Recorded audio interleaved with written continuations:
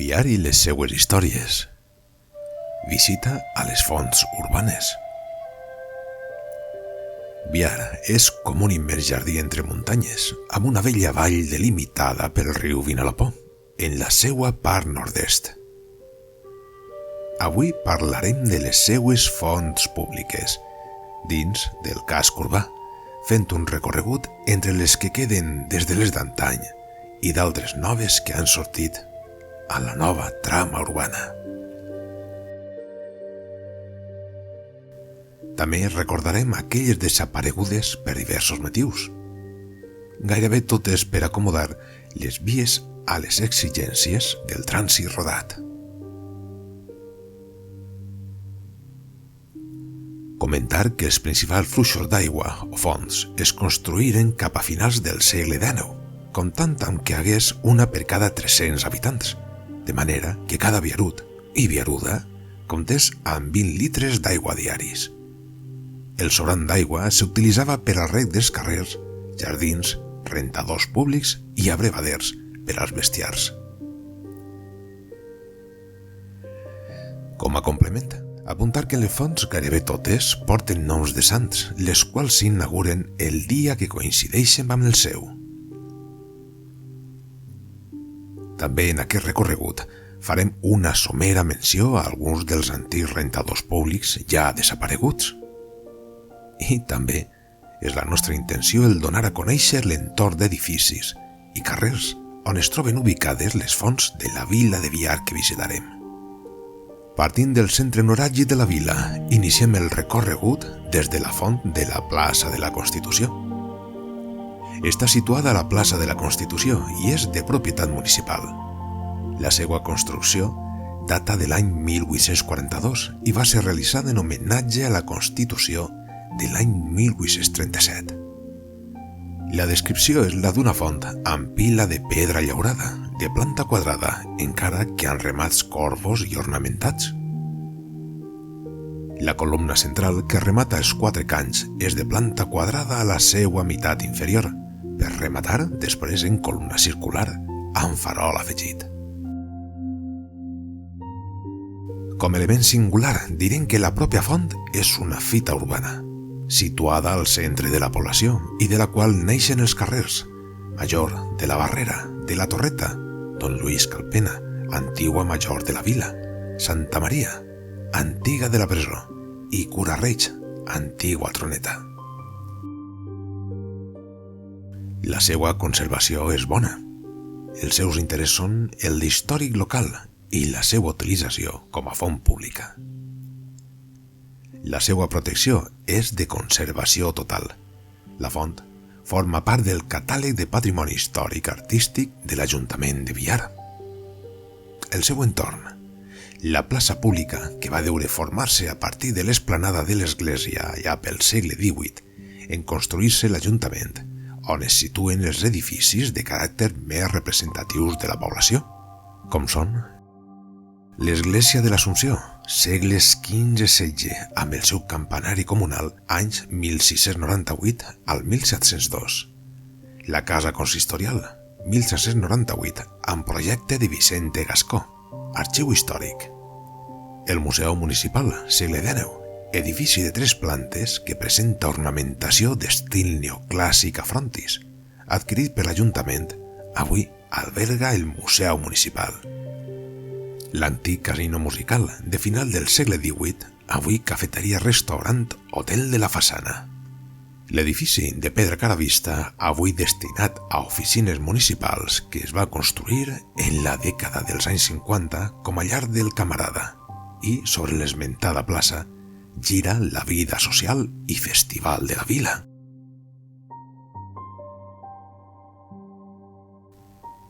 L'antiga font de Sant Jordi, desapareguda. Continuem el recorregut pel carrer Major. La cronologia la data en el segle XVII.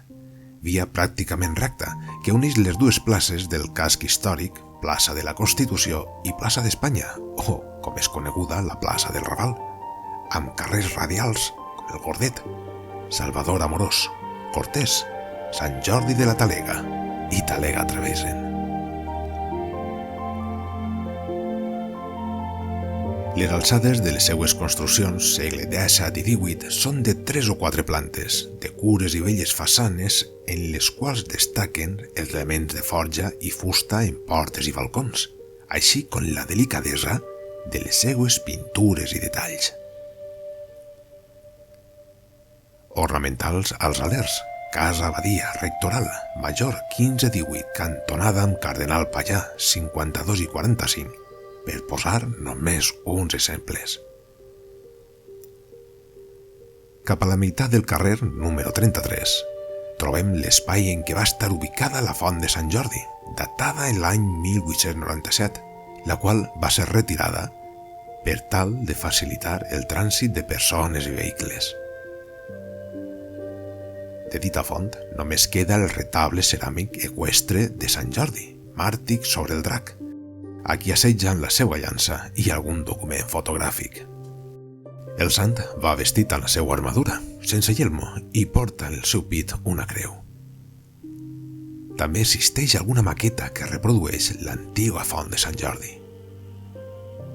Sant Jordi és sant protector dels cavallers de l'edat mitjana, de diverses ordres, militars i d'agricultors, soldats, arquers, presoners, ferrers, gent del circ, muntanyers, animals domèstics i malalties. Font de la Nostra Senyora del Carme. En arribar a l'alçada del carrer Cura Domingo, en què la cantonada dreta s'aixeca l'edifici modernista finals del segle XIX, anomenat del Rotllo de la Mahoma, per ser tradició que en l'acte del trasllat de la plaça del Raval a la de la Constitució i el seu castell, el carro que transporta es para en aquest lloc perquè des del balcó se li posa sobre la mitjana lluna del seu turbant 2 rotllets dels anomenats d'aiguardent, a manera de trofeus, lluint-los sobre el seu cap fins al dia de la baixada de l'efígie a la ciutat de Villena. El carrer del Cura Domingo desemboca a la de la Barrera, en què la cantonada podem contemplar un edifici de principis del segle XIX, de 3 plantes, amb façana de composició simètrica i graduació de buits amb balcons solients. A la cantonada amb el carrer de Sant Cristòfol es troba ubicada la font pública de la Nostra Senyora del Carme. Construïda a l'any 1936, la font és de base rectangular, de pila semiesfèrica llaurada i amb piló per al cany de l'aigua, amb remat circular superior on apareix la data de la seva construcció. I, sobre la font, es situa el retable ceràmic de la Mare de Déu del Carme, de l'any 1940. És patrona dels mariners i intercessora de les ànimes del purgatori. La font de la plaça del Raval. Continuant pel carrer de la Barrera, girem cap a l'esquerra en el primer encreuament de carrers. Don Vicente Pérez, històricament coneguda com la Escarrereta, i aquesta, amb el final del carrer Major, desemboquen a la plaça d'Espanya, o del Raval, on al centre de la mateixa s'alça la font pública. La cronologia la data a l'any 1916, sent una pila ortogonal de pedra llaurada, exempta, ocupant el centre de la plaça pública, amb columna central quadrada de la qual sorten 4 canys d'aigua. Dita columna compta amb nombrosos barrelleus gravats a la pedra, estant rematada amb un motiu floral.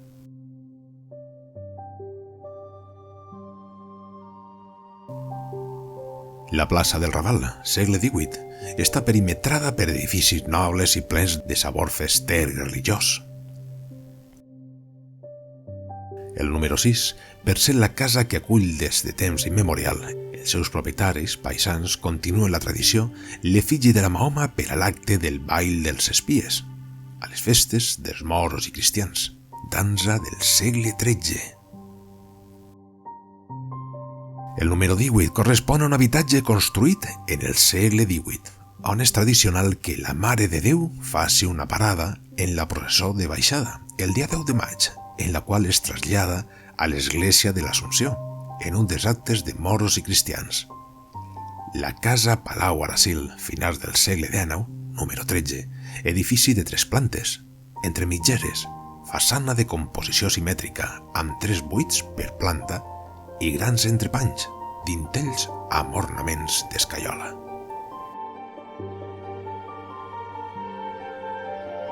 Casa Palau de l'Enginyera, també del finals del segle XIX. Façana de composició en gradació, acadèmica, de buits amb balcó corregut a primera planta, recercats de buits de pedra amb ornaments d'escaiola a dintells.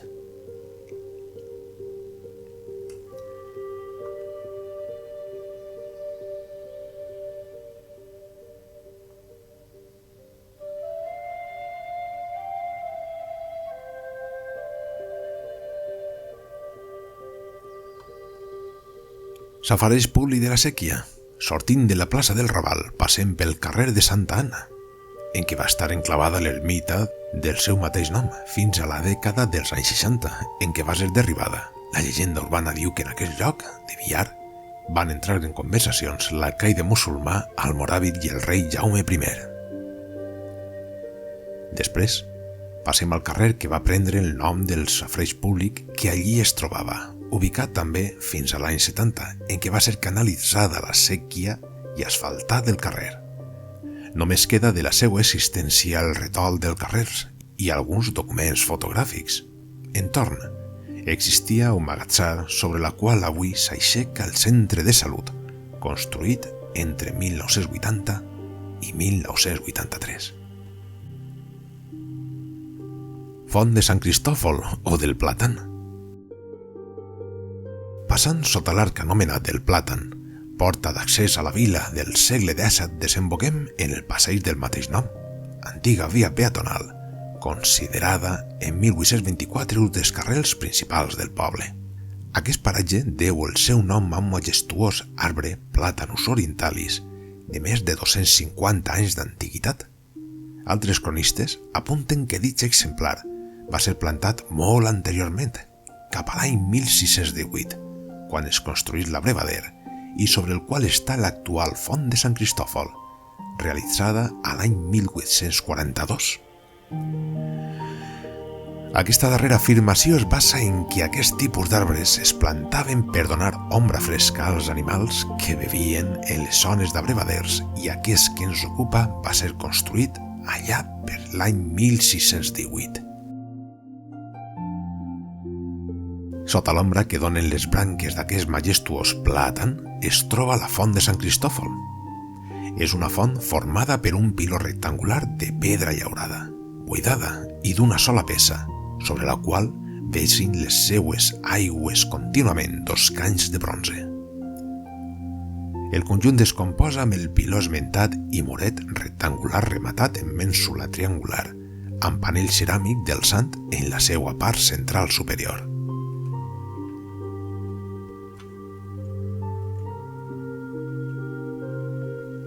Com a element singular, la font constitueix un punt urbà de la zona enjardinada i de passeig de la vila. En un principi, la font constava de 6 canys. La conservació és bona i el seu interès ambiental, paisatgístic i local, i la seva utilització és de font pública.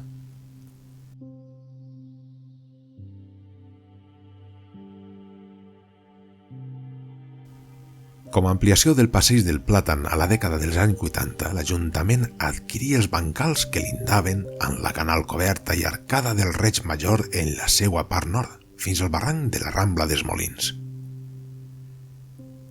En anys posteriors i gràcies a la labor del capatàs de vivers Melesio Cerdà Conca, Biar, any 1910, i a la unitat forestal de la Conselleria d'Agricultura i Pesca de la Generalitat Valenciana, i altres agents forestals, es va procedir a treballar a la zona adquirida, començant a donar forma al que és l'actual parc del Passeig del Plàtan.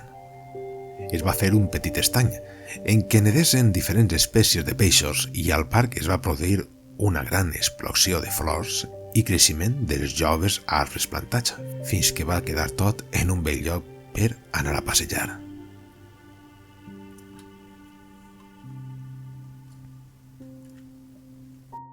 Temps després, allà pels anys 90, i gràcies a la tossudesa de cert alcalde, es construïen 2 escales que comunicaven amb el passeig i es va construir també un altre estany, aquest sense peixos, ja que hi ha una sabrosa i innocent anècdota que algun dia es contarà.